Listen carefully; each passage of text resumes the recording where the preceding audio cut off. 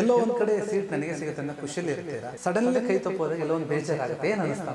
ನಮ್ಗೇನಾಗಿದೆ ಅಂದ್ರೆ ಅಲ್ಲಿ ಹಿರಿಯ ನಾಯಕರು ನಿನ್ಗೆ ಸೀಟ್ ಸಿಗದೆ ಇದ್ರೆ ಏನ್ ಮಾಡ್ತೀಯ ಅಂತ, ಸರ್ ನನಗೆ ಒಂದು 30 ನಿಮಿಷ ಸಾಕು, ನಾನು ಅದನ್ನ ಸಹಜ ಸ್ಥಿತಿಗೆ ಬರ್ತೀನಿ ಅಂತ.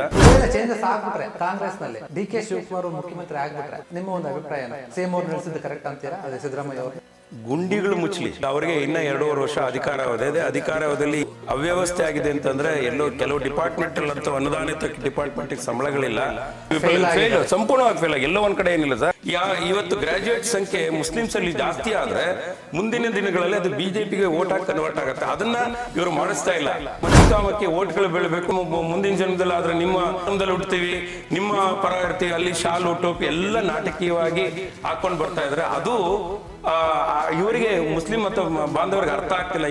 RSS ಬ್ಯಾನ್ ಆಗುತ್ತೆ. ಹೆಂಗೆ ಬ್ಯಾನ್ ಆಗುತ್ತೆ? RSS ಒಂದು ದೊಡ್ಡ ಸಂಸ್ಥೆ. RSS ಅಂದ್ರೆ ಅವ್ರ ಲಾಠಿ ತಗೊಂಡ್ರೆ ಗಂತಂಡು ಯಾರಿಗೂ ಭಯೋತ್ಪಾದನೆ ಮಾಡಿಲ್ಲ. ಗಾಂಧೀಜಿ ಅವರನ್ನ ಹುಡುಕಿ ಕೊಂದಾಗ ಅವರು ಒಂದು ತಿಳ್ಕೊಳ್ಳಿ, 50 ವರ್ಷ ಆದ ಮೇಲೆ ಅವ್ರದ್ದು ಬೂದಿ ಇನ್ನೂ ಅರ್ಪಣೆ ಮಾಡಿಲ್ಲ.